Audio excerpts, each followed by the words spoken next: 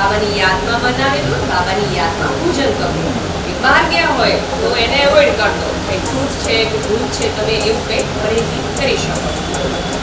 ભોજનની અંદર શુદ્ધતા. બીજું છે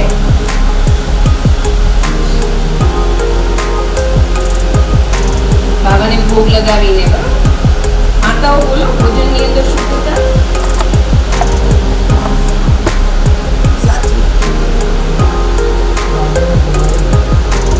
લગાતા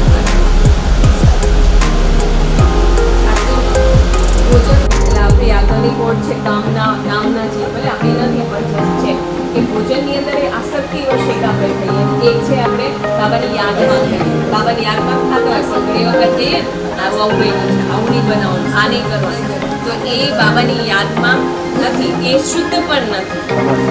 હા, અનાશુદ્ધ વૃત્તિથી ખાવું એટલે બાબાની યાદમાં તો ભોજન કરવાનું પણ સાથે સાથે અનાસક્ત